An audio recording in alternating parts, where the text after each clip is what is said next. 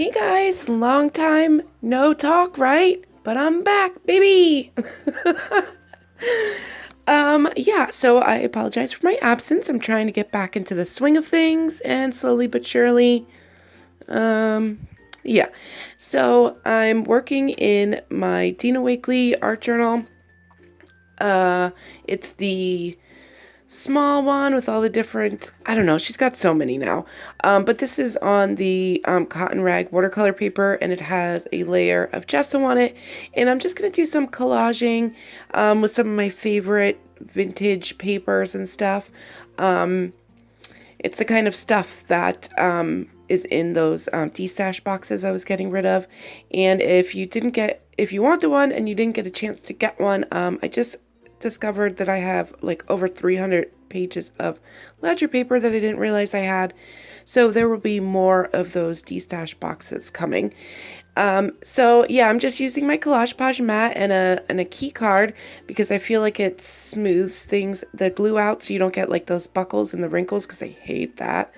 And I'm just layering it up, and that big sheet in the middle is my favorite ledger paper. It's from like 1850 something, and I love the script, the way the writing is. So I wanted that to be the focal point of the background. And then I'm going to take my Donna Downey Finding Strength stencil, and I wasn't sure which direction I wanted her. But before that, I wanted to tone down the background a little bit.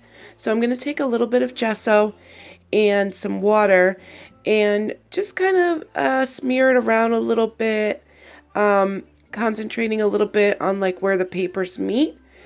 So it kind of makes it look like one whole piece. I usually like to do this by taking like a palette knife and scraping the gesso, but I wanted something a little softer because I feel like the chick sitting there, it's just more soft, and I wanted something a little less harsh going on in the background, and I still wanted to see the majority of my vintage texts back there because I love them so much and I did not want to cover them up.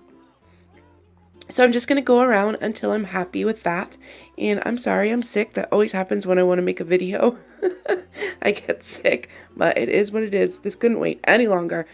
So yeah, I'm going to take my stencil and I'm going to take a charcoal pencil, and I'm just going to sketch around the chick there. And originally I thought maybe I wanted to use a Stabilo to sketch her out, but then I thought a charcoal would be good because you can move it around with water a little bit, so the lines aren't necessarily as permanent. And the Stabilo is very, very dark, and I wanted something softer because at this point I didn't know what like direction I was going with colors or how I was going to paint her up or anything. So I just wanted a little bit of a guide. And because the way stencils are, the gaps that were in the stencil to keep it from falling apart, I'm just going to sketch those in with my pencil to make it look like it's all one piece and not choppy looking. So then I'm going to take, oh crap, what is this called? It's one of those Derwent Inktense sticks. And it's in like a magenta color, and I just put a little around her and then blended that out with some water, and then it wasn't intense enough for me, so I'm going to take some of the fuchsia, the Dina Wakley Media fuchsia paint, and add that in and blend that out with a bunch of water as well. Yeah, I just wanted something a little more intense, and I didn't notice this until I was done and trying to take still photographs, but I forgot to paint that little area between her arm and like her torso. So I had to go back and fix that because after looking at it, it looks really funny, but I didn't notice it at the time. I was just concentrating on like doing her outline. So yeah, I'm just gonna spray some water, get things moving, flowing, dripping around. I love that look. And then once that's dry, well, mostly dry, I'm gonna go in with my Stabilo Marksol water soluble black pencil, and I have a little gesso on my palette, and I'm gonna work on her little skirt cloth thing around her waist and her hair. And I was doing it in sections like this because I wanted it to air dry instead of having to dry it with a heat gun because I just like the way that looks better. So I thought I'd better work on sections that were further apart. So anyway, I'm just going to sketch in with my Stabilo, add some water, like where the folds would be, and like where the darker areas would be. And then with our hair, the same thing, like an outline, and then add a little bit of some softer areas with the water. And then while my Stabilo is still wet and there's still water, I'm going to take my gesso and add some highlights and some kind of like grayish shadows, and it's mixing in with the black of the pencil, so it's making different grays, and just going back and forth with the paint and the pencil until I'm happy with the way it looks. And I'm also trying to leave a section where you can still see some of that text through, because the reason I put that paper in the center is because it's my favorite, so I wanted to be able to see it. At this point, I didn't know that I wasn't really going to do a whole lot with her body. So yeah, I'm just going to do the same thing then with her hair, with the white, adding the highlights and the gray kind of tones in there. Just going back and forth until I'm happy, and then I do end up using the heat gun, but I originally didn't plan to. You know, that's how those things go. You have an idea and then it doesn't go that way.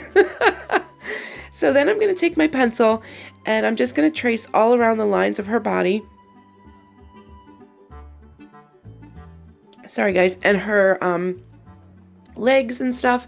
And then I'm going to take some clean water and feather that Stabilo line out.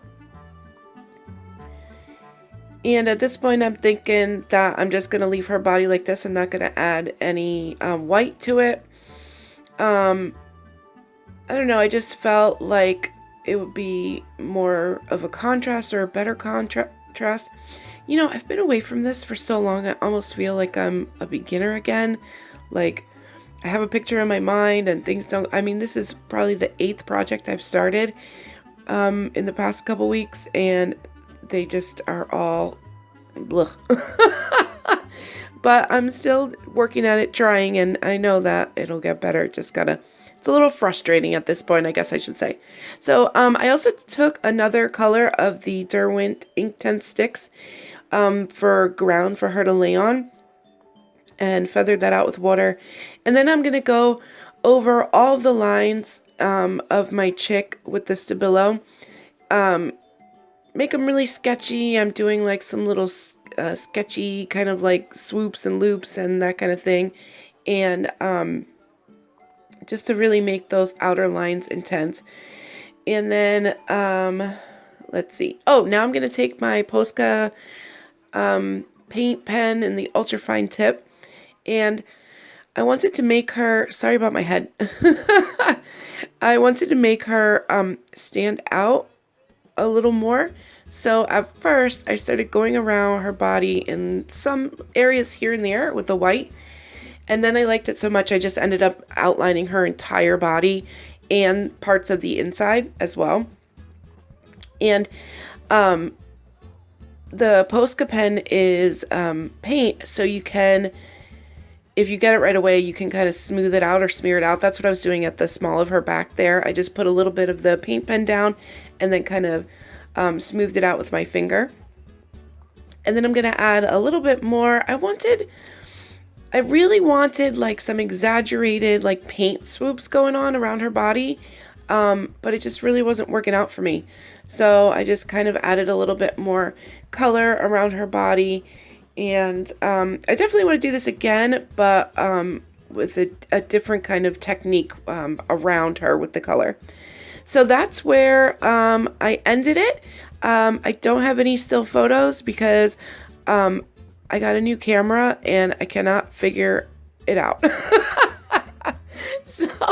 So thank you so much for watching, and I have another video ready to be edited, so hopefully I'm back for good. So yeah, thank you so much for watching, and I missed you guys so much, and I'm so excited to be back. And yeah, okay, bye guys.